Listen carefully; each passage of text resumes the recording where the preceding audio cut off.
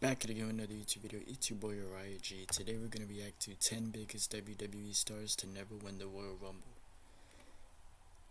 We're going to react to 10 biggest WWE stars to never win the Royal Rumble. Let's get right into the video. Join Bet365 today. Alright, we got an advertisement. Dang, it says gambling problems in different states. It says in my state. I'm not gonna say my state.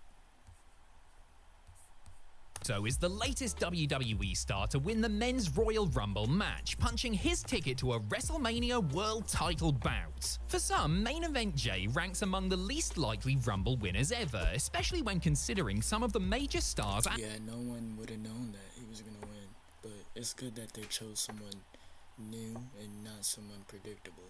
And all-time greats that never received the honor. There is a roll call of legends and Hall of Famers who never won the Rumble, even if they did come tantalizingly close and in some cases headlined WrestleMania anyway. I'm Adam Pacitti from Cultaholic Wrestling, and these are the 10 biggest WWE stars to never win the Royal Rumble. Used or otherwise outright overlooked in WCW, Kevin Nash must have been made up to see how well he was booked in his first WWE Royal Rumble appearance. Half a year after Nash as Diesel made his WWE debut as the bodyguard of Shawn Michaels, Big Daddy Cool entered the 1994 Rumble at number 7 and scored 7 eliminations during an 18-minute run that was considered the 7-footer's breakout performance. It took the combined efforts of 5 people to eliminate Diesel, who may not have won the match, not that he was really ready to anyway, but his run helped get him over with the WWE audience in a big way. So big, in fact, that Diesel was the reigning and defending WWE champion at the Well, at least they made him champion. Royal Rumble pay-per-view a year later. He had lost it by the time the 96 Rumble came around and entered the eponymous Battle Royal, determined to secure himself another crack at the gold at WrestleMania. Diesel again looked dominant here, eliminating 5 people. Alright, I got a question for you guys. Do you guys like the, remember when Kevin Nash came back in like 2011? When he, had his little rivalry with CM Punk, Triple H. Was that good, or was it not so good? People before finding himself one-on-one with Michaels when HBK played a little sweet chin music and won the Rumble for the second year on the bounce. Number 9, Eddie Guerrero. The late great Eddie Guerrero only wrestled in 2 Royal Rumbles during his WWE career, since he arrived too late for the 2000 Rumble, was injured when the 2001 one came around, had been released come 2002, and was battling nephew Chavo in 04. That left just the 2003 Rumble, which occurred during the period he was teaming with Chavo, and 2005, which took place half a year after he had lost his one and only WWE Championship. In 03, Latino Heat was very much a mid-card player who had yet to fully break out of the pack, while 2 years later, Eddie was a top star but sort of in a transitional period between main event runs. Guerrero did win a truncated Rumble on WWE television, mind you, when he outlasted 14 other SmackDown stars on the January 29, 2004 edition of the show, which granted him a WWE title opportunity against Brock Lesnar at No Way Out. Eddie surely would have been among the favorites to win the 2006 Rumble, but sadly he passed away just 2 months beforehand. Yet again, another good wrestler, great wrestler at that, amazing wrestler at that, to not win the Royal Rumble, but win the championship, which is still a good milestone, a great milestone, if you look at it and think about it. So, yeah.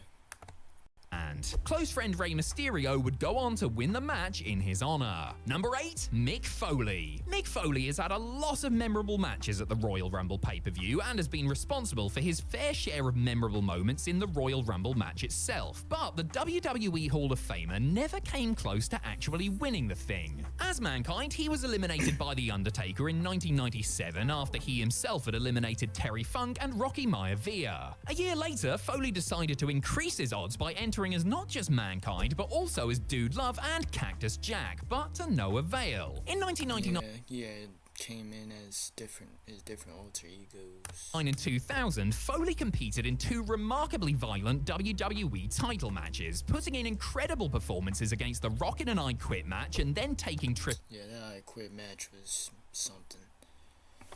he was like, what was that match? Because they had did a movie on it. It was like called like Beyond the Mat or something. You guys remember that? And it was the I Quit match, and The Rock was telling Mick Foley if he was trying to quit, and it was in front of Mick Foley's family. That was a crazy match. Triple H to the limit in a street fight. In 2004, he eliminated Randy Orton and himself to continue their feud, while in 2008 and 2012, he was a nostalgia entry there for a pop. Foley did get to main event WrestleMania despite never winning the Rumble, when Linda McMahon added him to the WWE title match in 2000. What's up, Chuck? Really? Come on. Is this skippable? Let's see. Nah. It's cool though. It's about to be over. Come on now, come on. 7. Kane. WWE Hall of Famer Kane is quite the Yeah, they could have made Kane World Rumble winner. Royal Rumble record setter. Glenn Jacobs holds the record for most total Royal Rumble appearances at 19, though one of those was as fake Diesel. The Big Red Machine is also responsible for the most eliminations of all time, tossing up 46 of them over the course of his dominant career. Kane is synonymous with the Royal Rumble match and has gotten to the Final Four on several occasions, including in 2000, 2003, 2008, and 2015. In 2001, it came down to Kane and eventual winner Steve Austin, which is the closest the mayor of Knox County ever came to winning the thing. It's hard to say if there was a year where he would have been a good choice for winner, as Kane never really factored into the main event scene come WrestleMania time. Yeah, that's what I'm saying. They didn't really like put him in like build him into like storylines where it's like with champions in this way. They only booked him for like mid-card rivalries, never anything that was over the top, and supposed to like WWE Championship matches, World Heavyweight Championship matches, and stuff like that. Royal Rumble. Time and never actually challenged for or defended a world title on the grandest stage. And no, the ECW title doesn't count, obviously. Number 6, Chris Jericho. Chris Jericho just about did it all during his Chris Jericho definitely over Kane, yeah, because I think Chris Jericho did more when supposed to the company, like as far as milestones. Chris Jericho, he should have won the Royal Rumble, and I think the fans wanted him to win 2012 Royal Rumble, but you know, Sheamus won. But let's stop talking. Let's get to the video. You know, I like to talk to when these videos and stuff, but let's get to the video. WWE career, winning countless titles as he made history as both the man with the most Intercontinental Championship reigns and the first ever undisputed champion. But for all the title reigns and other accolades, a couple did elude Y2J. He never won the King of the Ring tournament, and he never won a Royal Rumble. Jericho has been in 10 Rumbles and has looked mighty impressive in several of those. In 2017, for example, he entered at number 2 and lasted an hour, making the Final Four and eliminating Sheamus and Cesaro before being chucked out by Roman Reigns. Jericho also made the Final Four in 2004, where he was eliminated by The Big Show and was the runner-up to Sheamus in 2012, with many people at the time arguing that he should have won instead. See, that's what I was just talking about. But he didn't, and the now AEW star probably never will. He has headlined WrestleMania, of course, having dropped the undisputed title to Triple H in 2002's Show Closer. Number 5, Daniel Bryan. Even mentioning the words Daniel Bryan and Royal Rumble in the same sentence is bound to give some WWE fans a case of PTSD. The American Dragon famously didn't enter the 2014 Rumble match, which resulted in the 15,000 in Pittsburgh, Pennsylvania that night completely turning on the show and booing the hell out of eventual win. They, it was like a year where they wanted Daniel Bryan to win. I think it was like 2015, 2016. I think that's what he's talking about. But Daniel Bryan, he should have won a Royal Rumble. But it's fine because he actually won WWE Champion. He's like a 2 or 3 time World Champion, WWE Champion and World Champion. He's won IC title. He's like a Grand Slam. U.S. title, tag team, yeah, Grand Slam.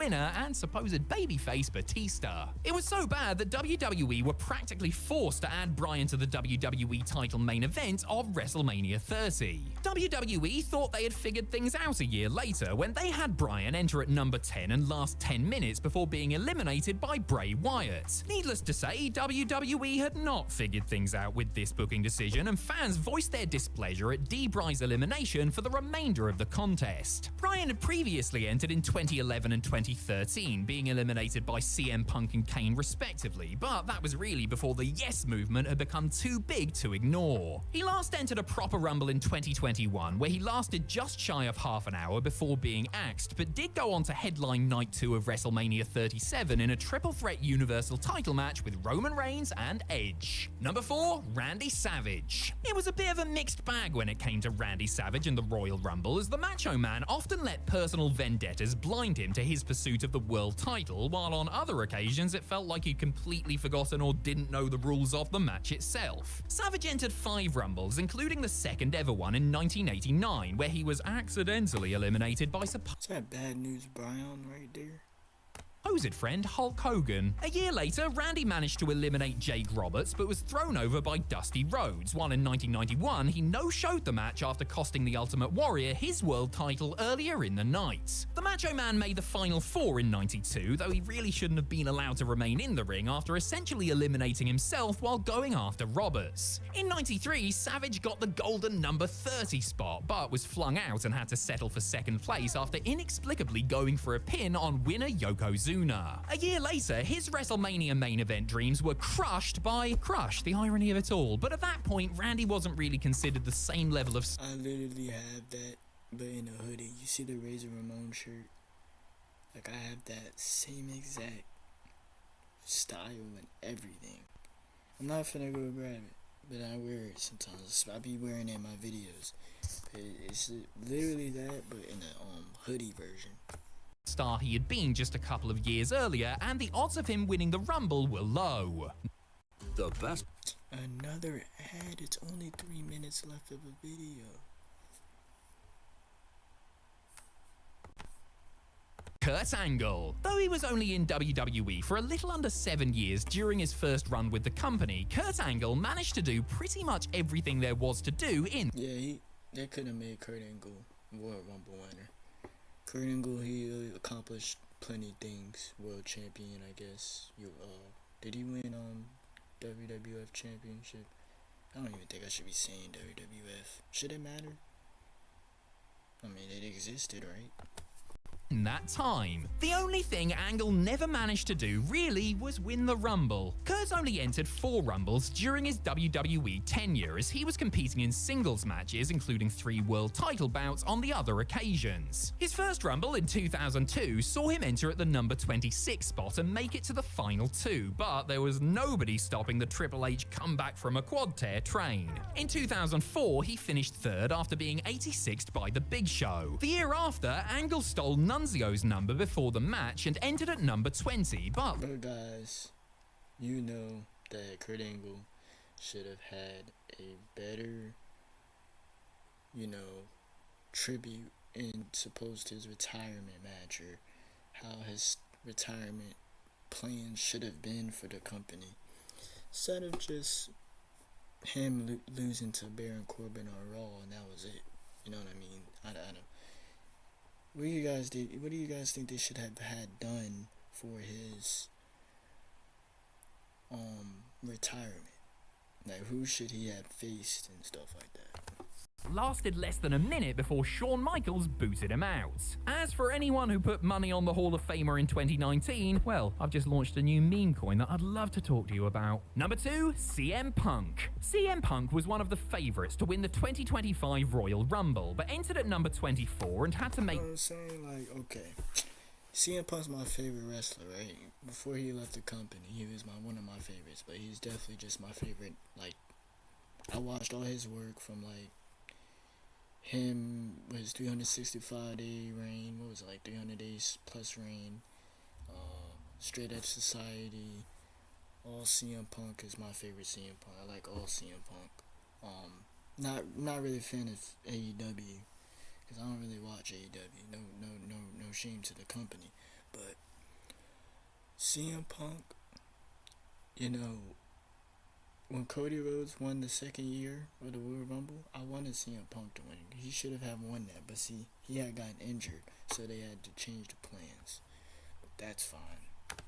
Do with 4th place after being bundled out by Logan Paul. That was the straight-edge superstar's 8th attempt to win the Rumble, something he has come close to doing on a couple of occasions. In 2024, for example, Punk finished runner-up to back-to-back winner Cody Rhodes, though he did tear his triceps in the process. A decade prior, Punk entered at number 1 and put in a hell of a shift, lasting just shy of 50 minutes and notching up 3 eliminations as he made it to the final 4, only to be eliminated by Corporate Kane, who had already been eliminated by Punk earlier. The former WWE champion famously walked out of WWE. Yeah, see, they're making Kane really come back over there.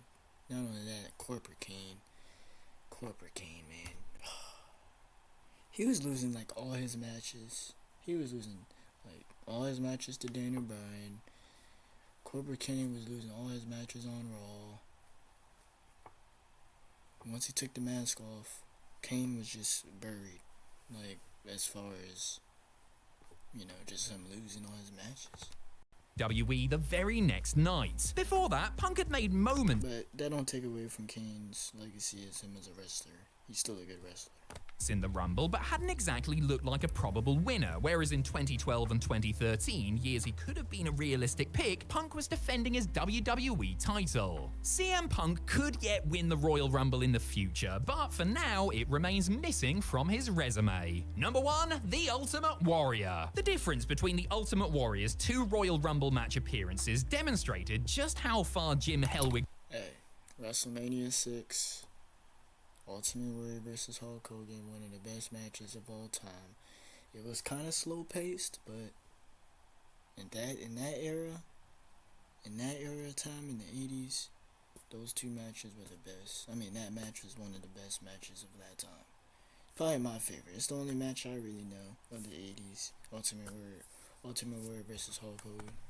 Creation had come within a couple of years. In 1988, Warrior entered the first ever 20-man televised Rumble at number 18 and lasted just under 4 minutes before being eliminated by Dino Bravo. He skipped 1989 to have a totally heterosexual pose down with Rick Rude, but came back to the Rumble with a vengeance in 1990 as one of the favorites. Entering at number 21, Warrior eliminated or helped to eliminate 6 people, which included evening the score with Dino friggin' Bravo before squaring off with Hulk Hogan in a moment that will. They literally had the same color attire. Well, no. Their attires are different. They just have the same color type, kind of. Live forever in the minds of fans of that era. It was the Hulkster who would. Alright, that was 10 biggest WWE stars to never win the Royal Rumble. You guys tell me what you guys want to send this in the comments down below. I got more videos coming. Stay tuned, subscribe, like, comment, and yeah, Uriah.